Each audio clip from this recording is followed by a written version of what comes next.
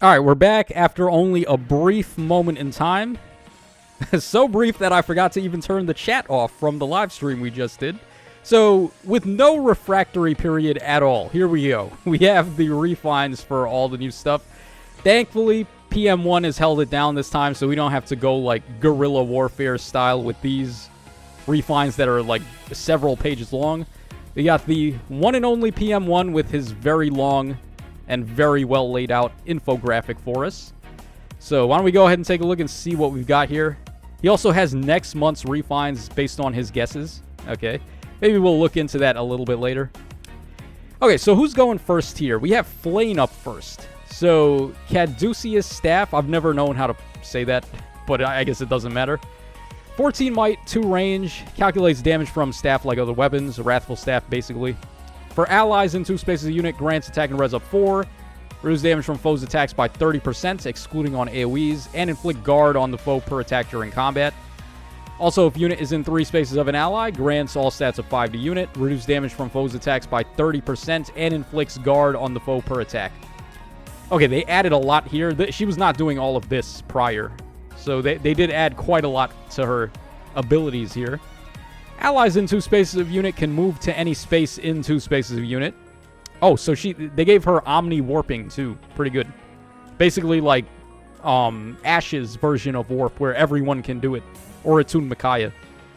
At the start of turn, if unit is in 2 spaces of an ally, grants attack and res up 6 and special cooldown charge +1 per attack during combat to unit and allies in 2 spaces for 1 turn. Okay, so they're also giving her a bit of a support effect there, which is nice. And if unit initiates combat or is in 2 spaces of an ally, grants all stats of 5 to unit, and unit makes a guaranteed follow-up attack during combat. Okay, it's okay. Warp support, we're getting some actual like stat support with an effect there. You get special ramping. I don't know. They probably had to give her like non-pierceable DR, like what they did with Seteth, for her to really start to cook here. Instead of 30% pierceable DR, they could have gave her like 7 points of flat DR.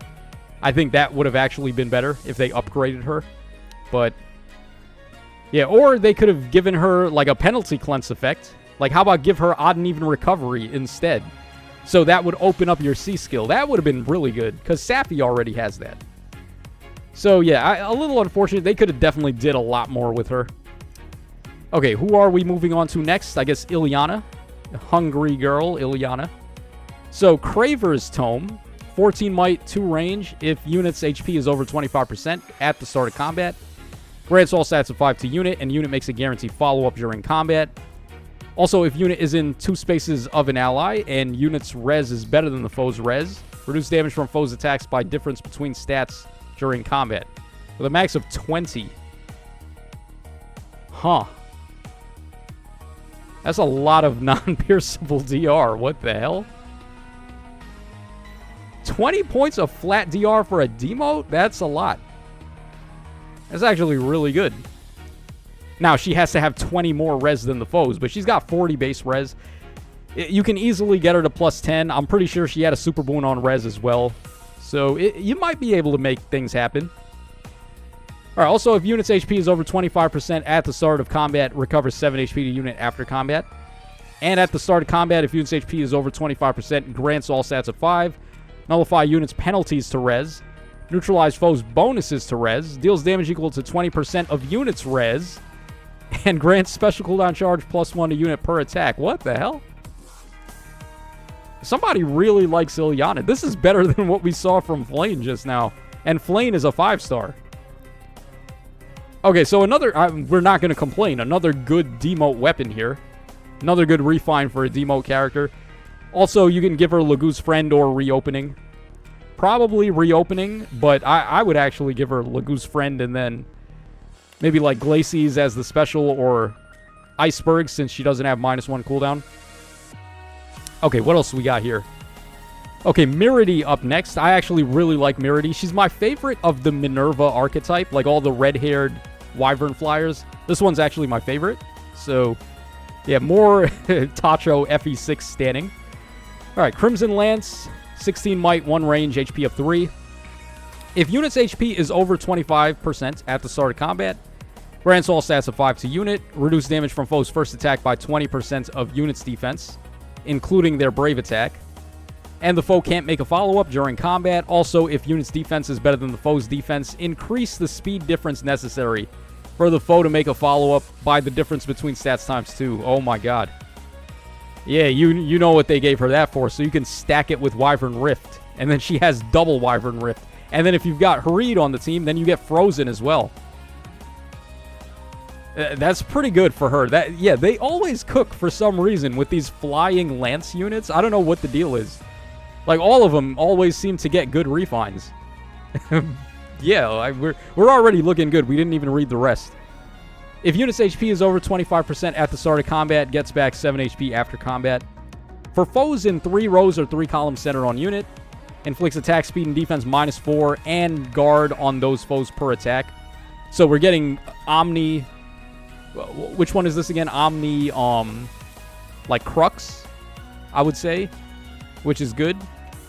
And then if the foe initiates combat or the foe's HP is over 75% at the start of combat, grants all stats of 5 a unit, deals damage equal to 20% of unit's defense, and unit makes a guaranteed follow-up during combat. Yeah. We got true damage based on defense. We got true DR based on defense. We've got Wyvern Rift stacking. You can give her a lot of good stuff, actually. She's got access to really good passives, like Reopening and Wyvern Rift, like we talked about. So, yeah, and then she has support, too. I think she's really good. She's definitely the best one we've looked at so far. And then Illyana's...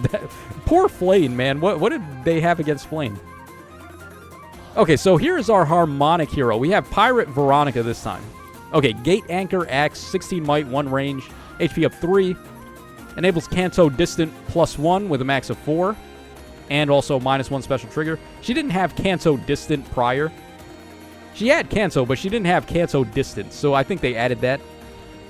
Also, if unit initiates combat, or if the number of allies adjacent to unit is less than or equal to 1, grants Def Res up 5 to unit. Inflicts Def Res -5 on the foe. Unit makes a guaranteed follow-up. Grants special cooldown count -X to unit before unit's first attack. X is the number of spaces from starting to ending position of whoever initiated, with a max of 3. So she got cooldown reduction there, which is good. Basically, Rally Spectrum.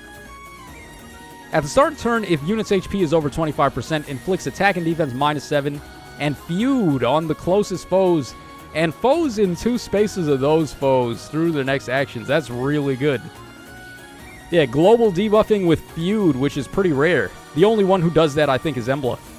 And Embla's is only in 3 columns and 3 rows. She doesn't chain debuff Omni on the entire map like this. So that's pretty good.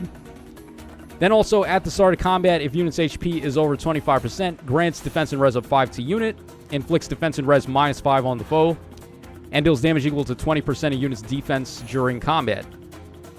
Excluding on AoEs. If they gave it to her on AoEs, that would have been nice. But I guess whatever. And then also, when unit special triggers, neutralizes foes' damage reduction by X effects from non-special skills. Yeah, she seems pretty good. Now, this is one of those cases where I really wish they would have gone back and updated the duo and harmonic skills when they refined the unit, because her duo skill is one of the weakest ones. I think the harmonic Mia has the weakest duo skill in the game. It's just resonant blades to allies. Hers is only resonant shields to allies. That's all it does. It doesn't do anything else. So, and it's also only for characters from the same titles, which is Fates and Fire Emblem Heroes. So, yeah, this actually might be the worst duo skill in the game. And it really sucks that they don't go back and update those, but, I mean, they gave her a pretty good amount here. This is a pretty solid weapon. Not going to take anything away from that. All right, and finally, we got Veld here. So, what is Veld up to? Petrify, 14 Might, 2 range, grants res up 3. At the start of turns 1 through 5, inflicts gravity on the foe on the enemy team with the lowest specified stat. See below, and also inflicts attack and speed -7 and sabotage on that foe and foes in 2 spaces of that foe through the next actions. You know what would have been really sick? Is if they gave this guy gravity as a chain debuff. So, nearest enemy on the map gets gravity, and then allies in 2 spaces of that target get gravity. Then this guy would have been looking real good. And it's not like gravity would be broken either, because there's a lot of ways to bypass gravity with like warp effects and things like that. All right, also specified stats. Turn 1, HP. Turn 2 is attack. Turn 3 is speed. Turn 4 is defense. And turn 5 is res. So he still has his throwing darts on a board target of gravity there, which you're not really going to be able to play around this well. Okay, also, if unit initiates combat, or the number of allies adjacent to unit is less than or equal to 1, grants all stats of 5 to unit, and unit makes a guaranteed follow-up attack during combat. At the start of combat, if unit's HP is over 25%, grants all stats of 5 to unit, neutralize foes' bonuses to attack and res. Unit deals plus X damage, excluding on AoEs. X is the highest total penalties among the target and foes in 2 spaces of target. I'm pretty sure that's actually what Attuned Micaiah does. Isn't it? Something like that. And then also reduce damage from foes' attacks by 30% during combat. He's going to do a lot of damage, actually, with this. As long as you've got other debuffers on the team to help him out. Like, give a lot of global debuffs.